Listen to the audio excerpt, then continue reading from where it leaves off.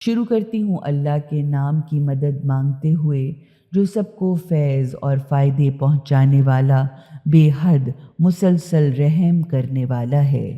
قیامت کا وقت قریب آ گیا اور چاند پھٹ گیا، مگر ان لوگوں کا حال یہ ہے کہ چاہے وہ کوئی بھی نشانی یا معجزہ دیکھ لیں، پھر بھی اپنا منہ موڑ موڑ کر ٹال جاتے ہیں۔ کہتے ہیں کہ یہ تو چلتا ہوا جادو ہے جو ابھی ختم ہو جائے گا۔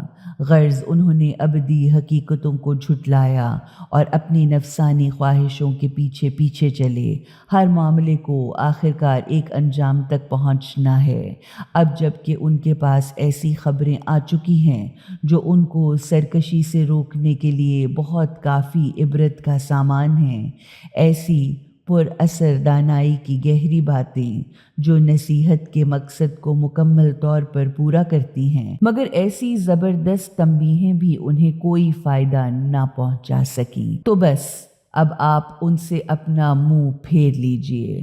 اب جس دن پکارنے والا ایک سخت ناگوار چیز مراد جہنم کی طرف بلائے گا، اس عالم میں کہ ان کی نگاہیں جھکی اور سہمی ہوئی ہوں گی، اور یہ اپنی قبروں سے اس طرح نکلیں گے جیسے چاروں طرف پھیلی ہوئی ٹڈیاں ہوں۔ پکارنے والے کی طرف دہشت اور خوف سے نظریں جمائے سرپٹ دوڑے چلے جا رہے ہوں گے۔ اس وقت یہی حق کے منکر کہہ رہے ہوں گے، ہائے، یہ تو بڑا مشکل اور سخت دن ہے۔ ان سے پہلے نوح علیہ السلام کی قوم والوں نے بھی جھٹلایا۔ انہوں نے ہمارے بندے نوح کو جھوٹا قرار دیا اور کہا یہ تو دیوانہ ہے، اور انہیں بری طرح ڈانٹا ڈپٹا اور جھڑکا گیا، یعنی ان پر لعنت ملامت کی بوچھاڑ کی گئی۔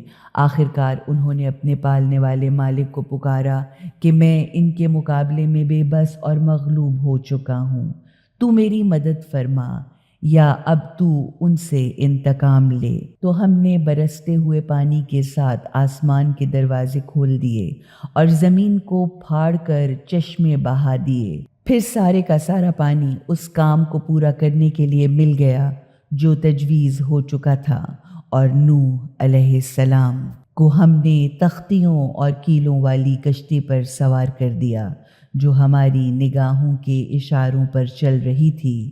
غرض یہ بدلہ لیا تھا اس شخص کی خاطر جس کی ناقدری اور ناشکری کی گئی تھی۔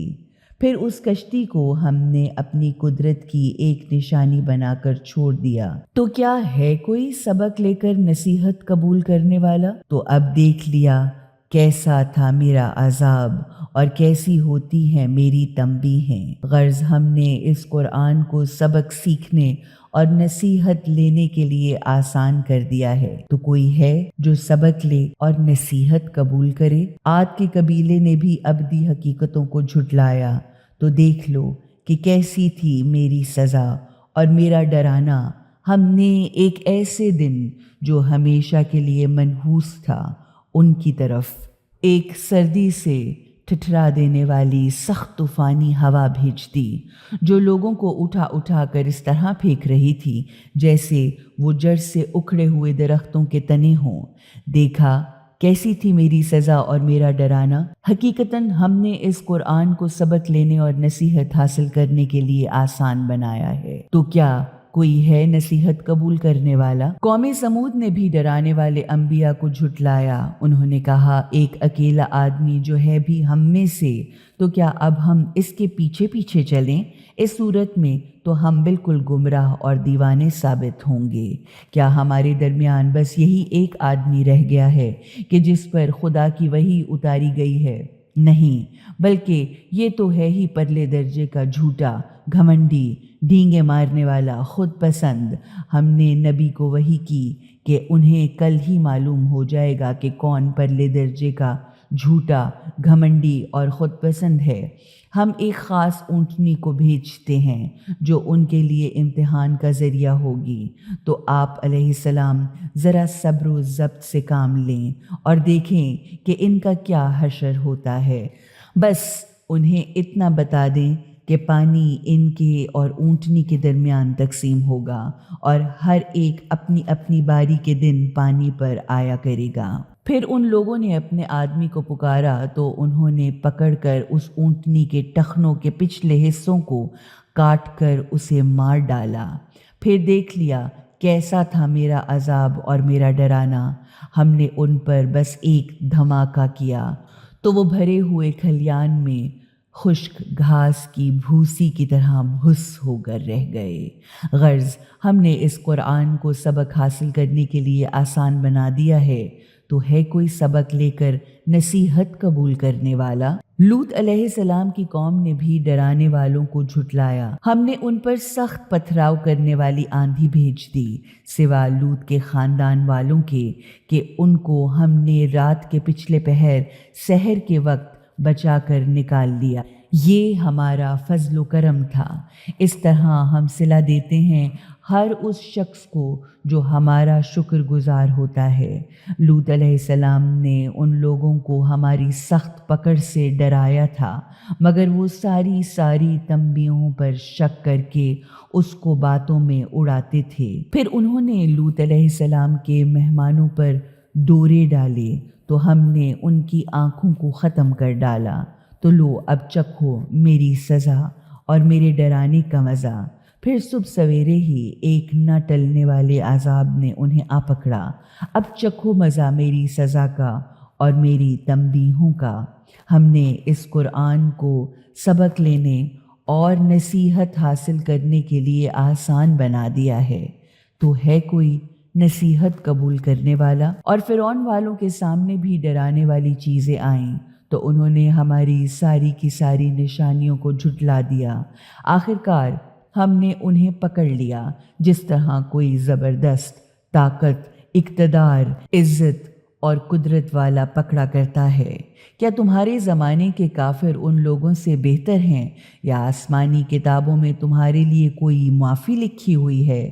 یا وہ لوگ یہ کہتے ہیں کہ ہم ایک مضبوط جماعت ہیں جو فتح حاصل کر کے ہی رہے گی۔